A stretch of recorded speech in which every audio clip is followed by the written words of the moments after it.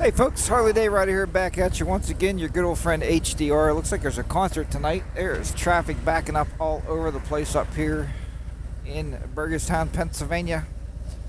I don't know who's out here tonight or who's playing or nice limo. So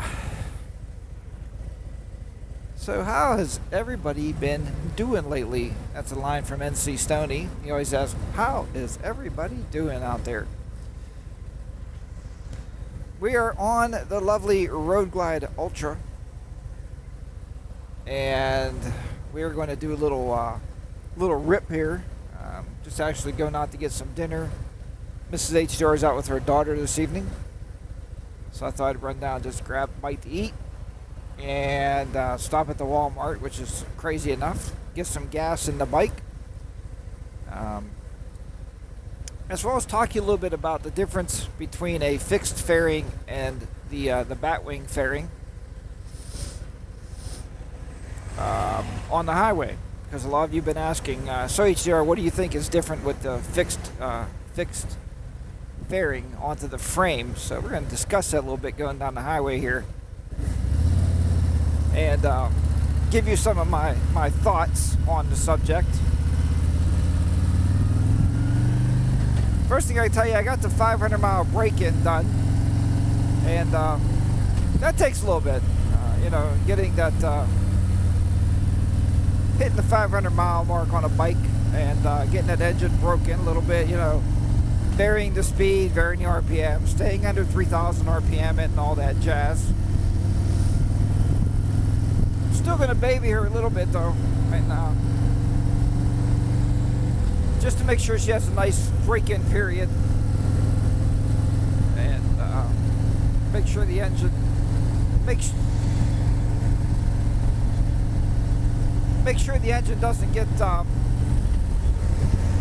too awful crazy here. So the first thing I'll tell you about the it's like I was looking for a 7th gear there. First thing I'll tell you about the fixed wing fairing is that you don't get any of the buffeting across the handlebars. I noticed that when we went on that trip to Johnstown. When you pass a tractor trailer, you don't get that handlebars shaking around. And a lot of people say that and claim that, and I'm like, it's probably just a marketing tactic. It's probably a bunch of hoopla, but it is true. It's very, very true.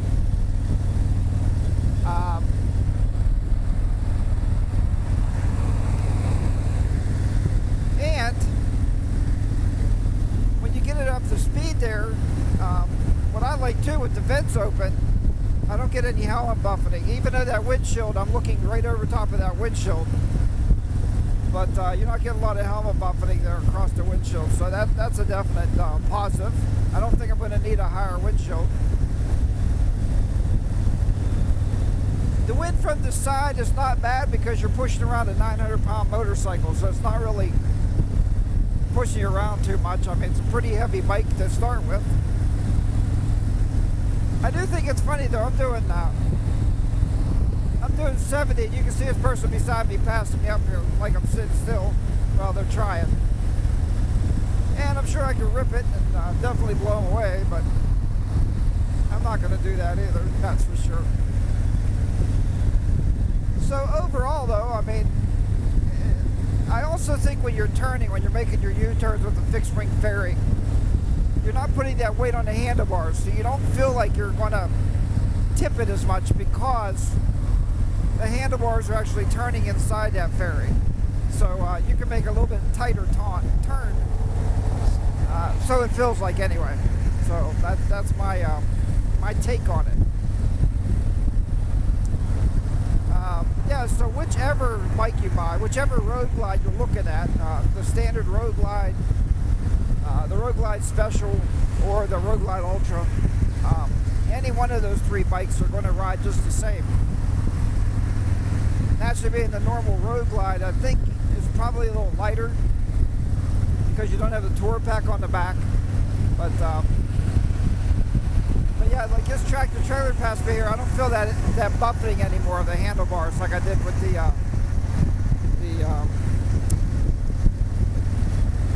Electric Glide Classic.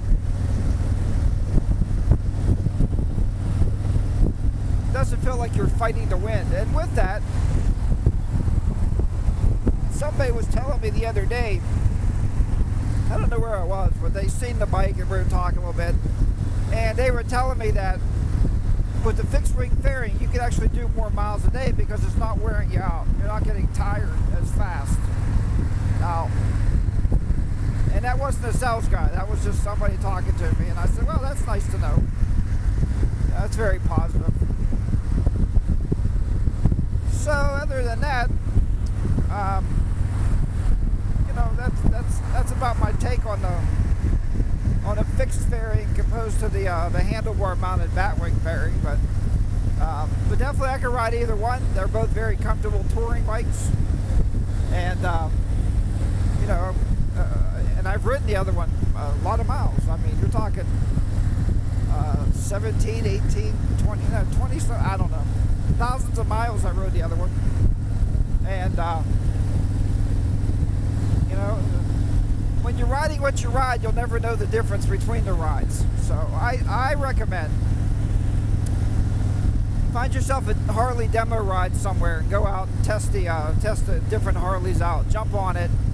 Don't be scared of it. When I first started riding the touring bikes, folks, I was petrified because it's a mental thing, right? Because you're thinking of the weight. My Sportster back in the day was what? How heavy is a Sportster? Maybe 500 pounds. You know, when I went to the Electric Glide Classic, you jumped up to what? 758. Now they're telling me that this bike is 900 pounds. So it's just a state of a mental. When you ride on the highway, honestly, they're all the same. You keep them balanced, you keep the throttle on it, it's going to stay upright. That's what the motorcycle's meant to do. When you go into your curves, if you throttle into your bends, then you're going to come right through the bend, you know. So, and yeah, low speed maneuvering you have to get used to. You do. It's just one of those skills that you have to build. Mike Killy 7 and Moose and Harley Trek all said the same thing. They practice low speed turns, and you know, because it's low speed maneuvers is what you got to practice when you get into a town or you have to do a U-turn on a road. You know, you got to be able to turn your bike around. Watch back at some of my videos when I first got that Electric Glide Classic. Go back in the archives and look at the check the videos out that check those videos out where I was turning around on a small road, and I'd actually do like a 6-point turn because I was too nervous to do a U-turn with it. But then over the years I got pretty good and was able to make a U-turn. So there you have it. It's just practice, practice, practice.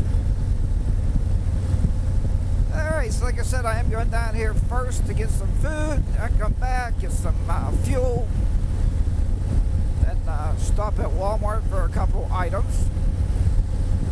Mrs. ACR, I was talking to her on the phone just a few minutes ago, and she said one of the horrible things.